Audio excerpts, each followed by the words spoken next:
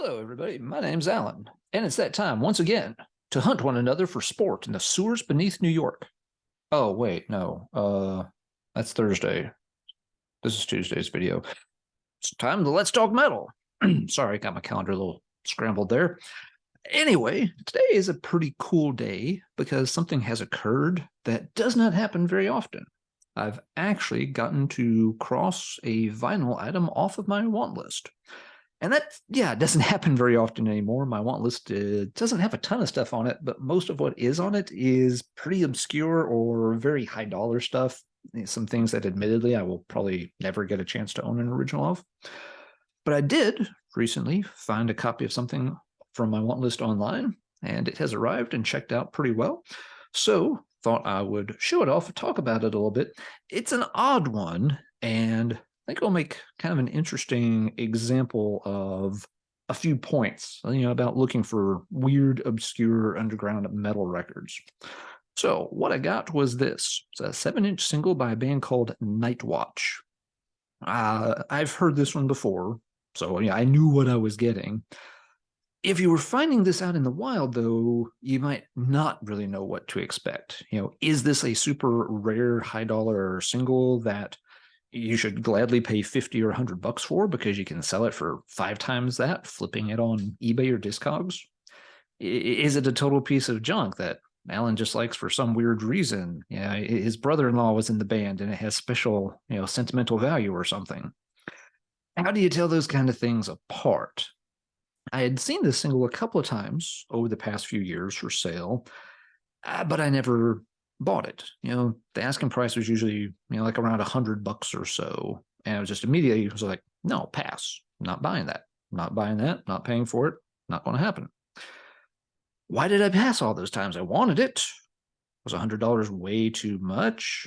Some of you are thinking right away you would never pay that for any single, and that's fair if that's not something you're into. There are certainly singles that are worth that much and a whole lot more. Is this one of them? Should I have pulled the trigger sooner and gotten it? Did I skip on those copies only because it was a condition issue? Well, how do you know is the question. One way you can figure this stuff out is, be, really obsessive about it like me and spend years kind of, taking notes, collecting snippets from auctions and stuff. And I have done this for the better part of 20 years or so now with a lot of these different singles. I literally have, books, chock full of handwritten notes taken from old auction listings, conversations with collectors and stuff about these different records, trying to get a feel for their rarity, how often they show up, how desirable they are, what a quote unquote fair price might be for a copy. So yeah, I've pretty much just turned this book into a notebook over the years. This particular one focuses on singles from the US and Canada. If you're thinking I've never seen that book, well, it's never officially been released. It's a work in progress by someone. Maybe copies will be more readily available in the future, but they're not quite at the point where they want to try to publish it yet.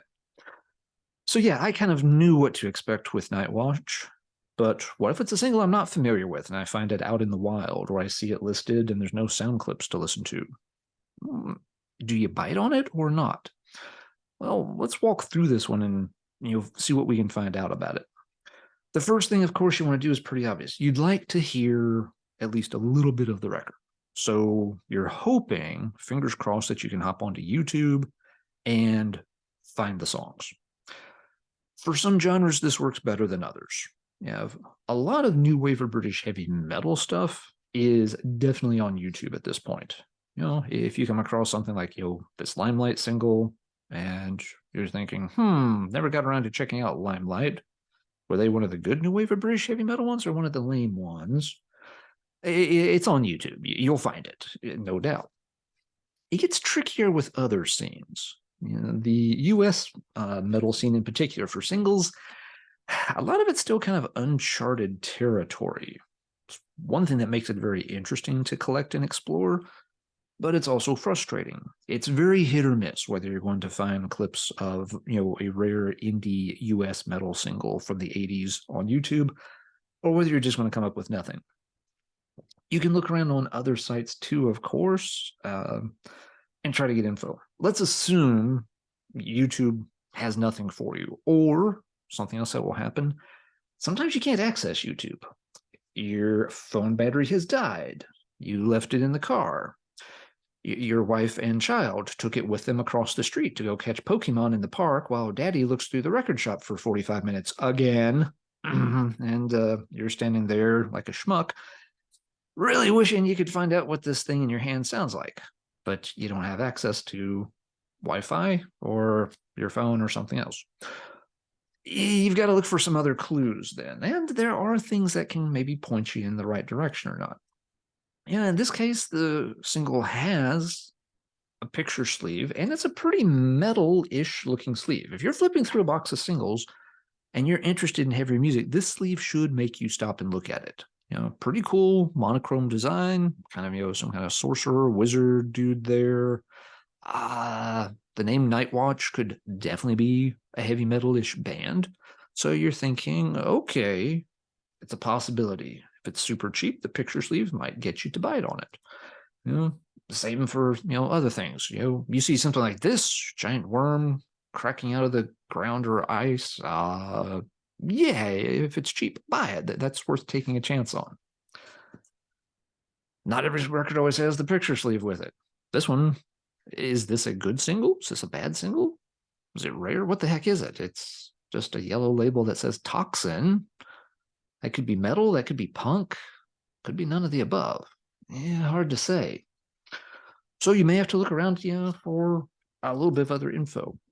There's a few things about the picture sleeve that are printed on it and on the record labels here that are going to help you out. So with this one, we get to looking on the labels. This one does have a copyright date. Not all singles do, but this one tells us 1982.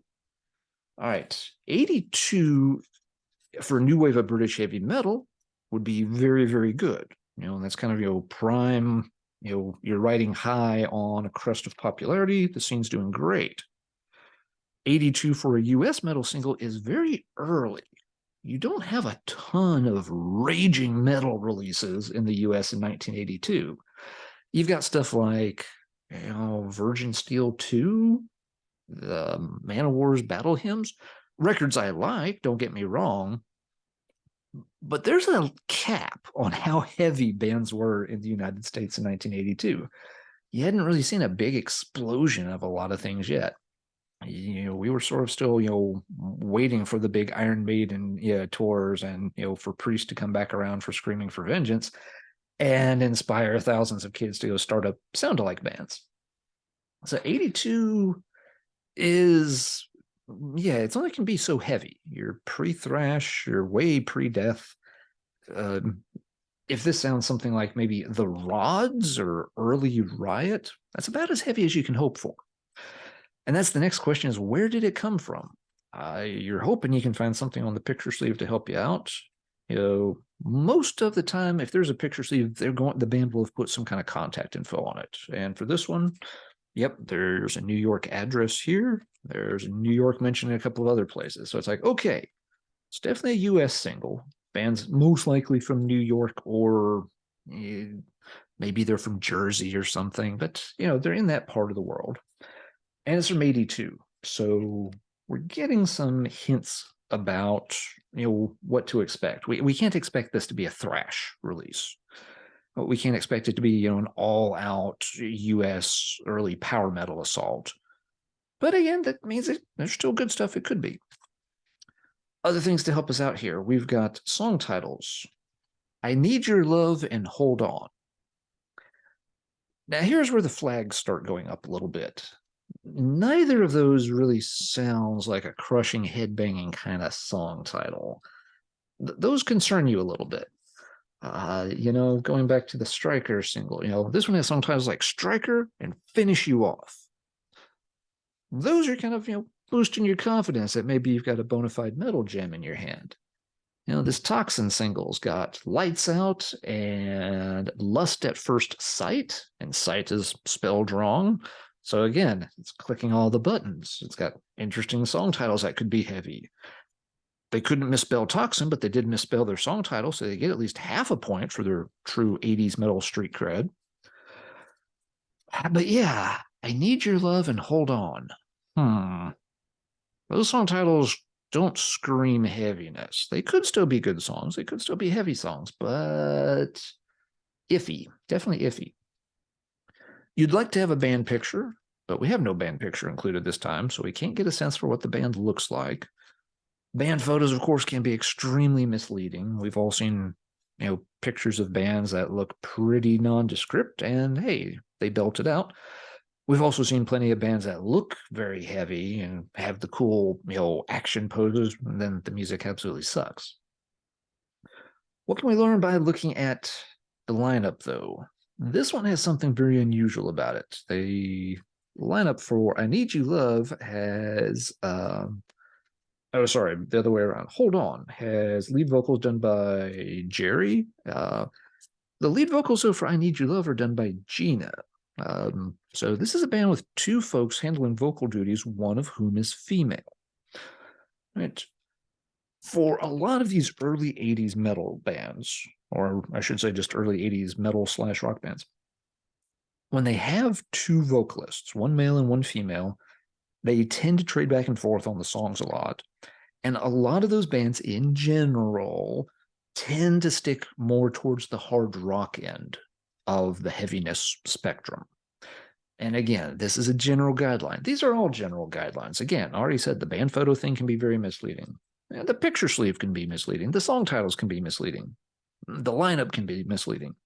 But as a general rule, with singles of this era, if they've got, a female lead vocalist or a female lead vocalist trading back and forth with a male lead vocalist, those bands tended to stay a little bit more in the rocking side of things, not in the full-out headbanging vein.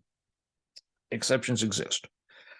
But combined with the song titles, the fact that they're switching vocal duties back and forth that way, you should definitely now be thinking this is probably not a full-out heavy metal single. This is probably somewhere in the rock territory.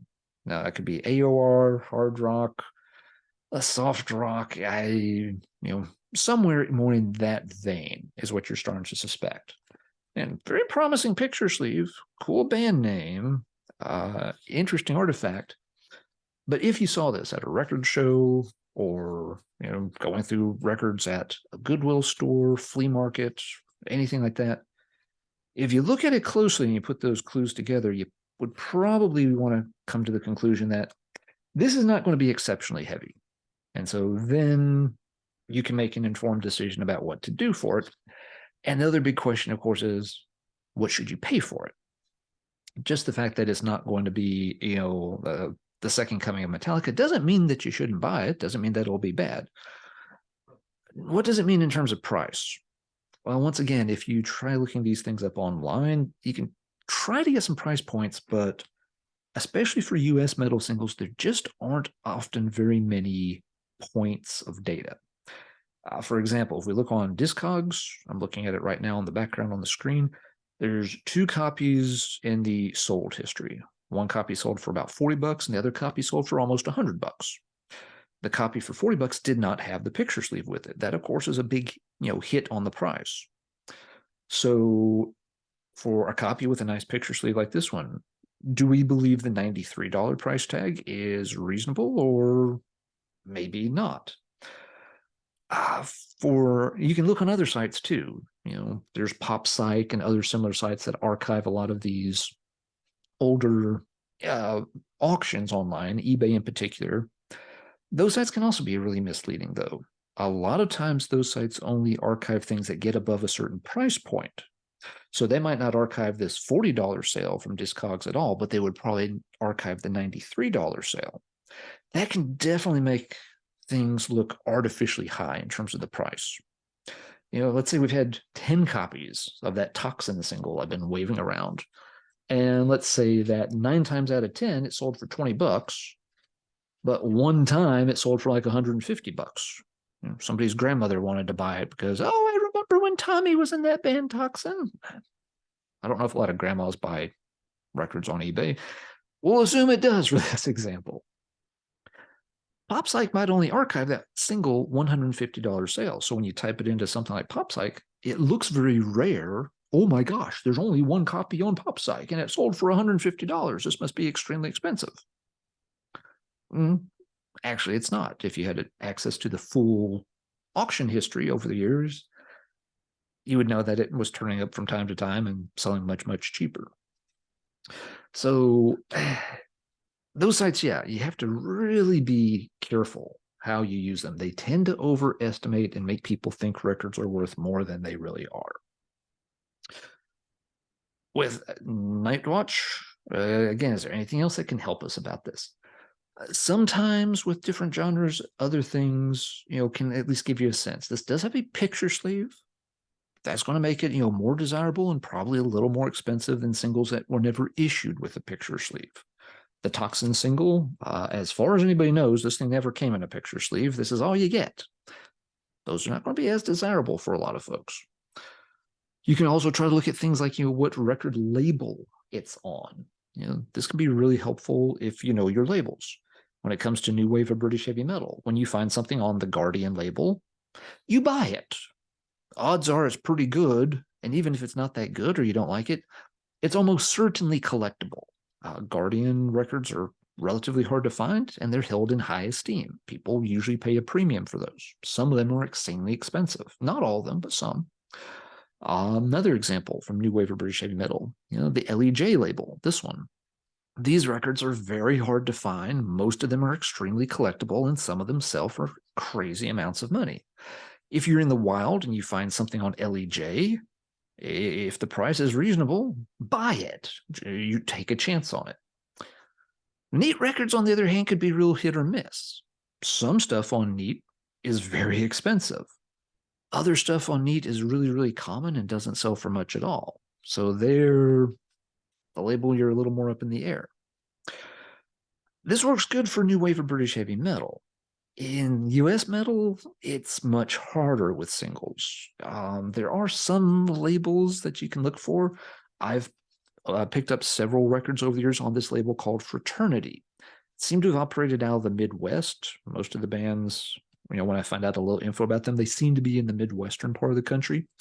This, however, is also an old record label. They've been in operation for decades and released a lot of non-metal stuff too. So there's certainly no guarantee that when I find a Fraternity record, it's going to be some kind of hard and heavy piece. It might be something from the late 60s or 70s that sounds more like the Four Seasons. It's not a guaranteed thing. On the other hand, if I'm in the wild and I find something on this BME record label, you buy it. You just do. These records are hard to come by. There are several metal ones that came out on this label.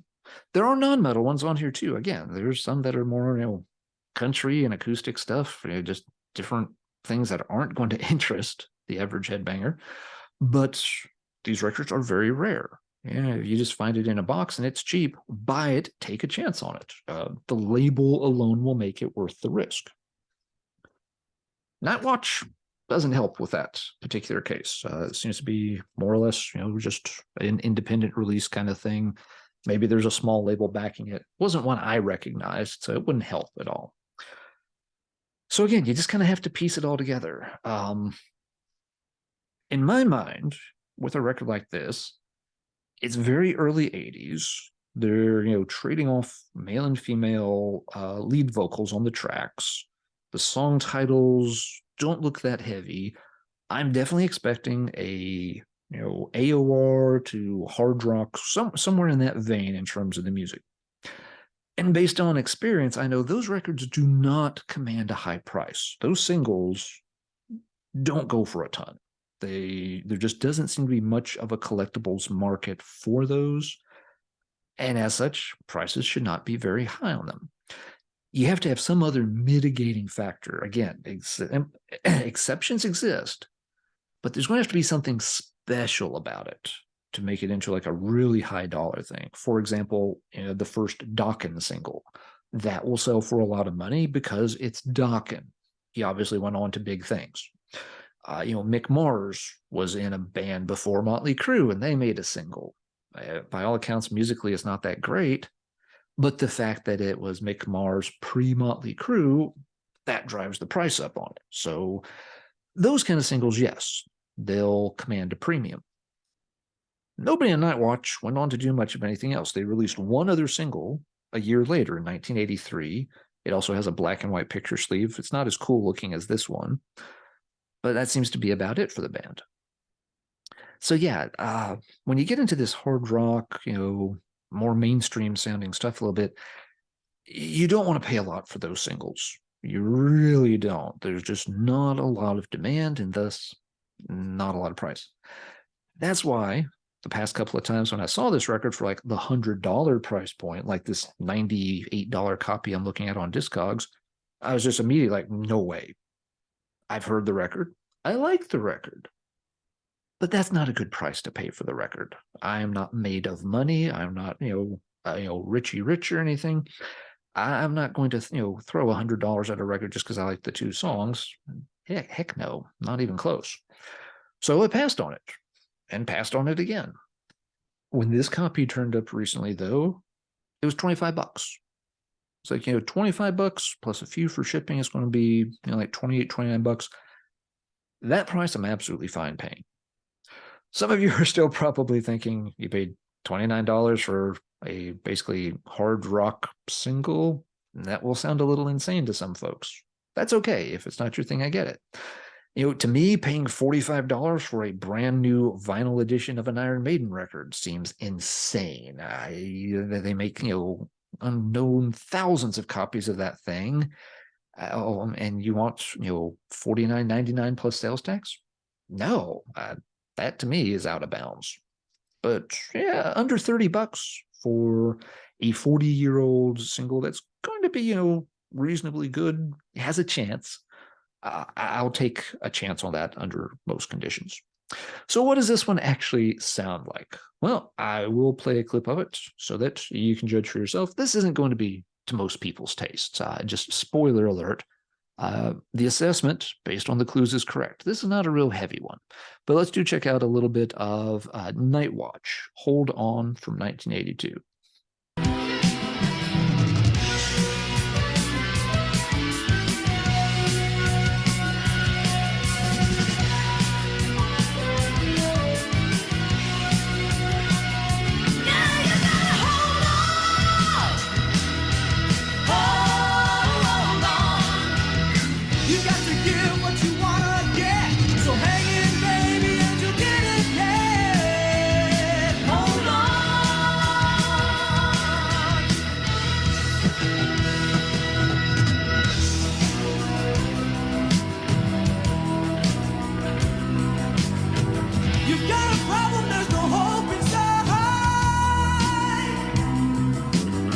All right, so there is a taste of Nightwatch. Hold on. Yeah, it's not headbanging material. It's not metal. This goes, in the rock category, in the boxes back there on the wall, and I'm fine with that. I like it for what it is. I'm not going to put it on when I'm wanting to go metal thrashing mad, but there's a time and a mood for this kind of stuff. I think the songs on it are decent enough, and for that kind of price, I will pay that. I also like the picture sleeve. I'm a sucker for a good black and white picture sleeve, for sure. But yeah, hopefully this is somewhat interesting and maybe gave you a few ideas on what to look for. There's always those cases where we stumble upon records and we don't know what the heck they are. And sometimes for one reason or another, you don't have time or the ability to dig for it on YouTube and try to instantly figure out how it sounds. So you have to go by some other clues and piece it together and, know a few things. Again, if the clues all point to, hard rock AOR stuff, don't pay a ton for it unless you know for sure that it's one of those, Don Dokken or Mick Mars kind of singles. Yeah. If you run into, again, something on Guardian or BME or LEJ, if it's only a few bucks, buy it. You aren't taking much of a risk and it could pay off really good. You find something that looks more metal, like Striker, and has the song titles and everything, cool picture sleeve, you might be thinking to yourself, that one might be a bit more expensive. There's no guarantees, but this has a much better chance of being an expensive single than this did. Just without knowing a note on either single, just looking at the clues on them, this one has more potential for stuff. And you run into something like Toxin. What do you do here? There's very little to go on this Toxin single. I don't think there's even a publication date on it anywhere. Let's take a look for a moment. I haven't pulled this one out in a hot minute. We have a band name of Toxin. We have Lights Out, side 2, side 1. We have some names, last names as writing credits, and that is it. There is no label. There is no date. There's no pictures. Do you buy the Toxin single? Do you let it lay there? Not much to go on. Do you take a chance? Maybe it depends on the price. If it's $1, how bad could it be? If it's $10, I don't know. It's almost the price of a CD. What should you do? It could be something super duper rare, unknown. Could go on eBay, start a crazy bidding war among rabid collectors and sell for 3 figures. Or it might not be worth the plastic sleeve that it's currently in. Sometimes you don't know. Sometimes you just have to either take that chance and pull the trigger or let it go.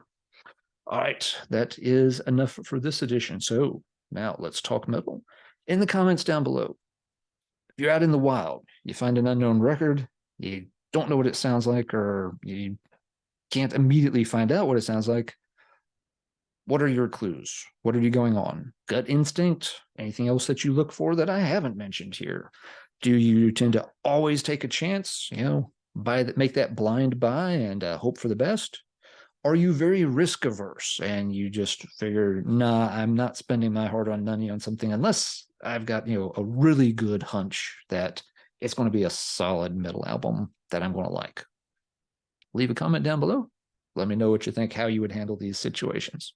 All right, that is going to do it for this time. So until next time, everybody take care and keep banging your head and hold on.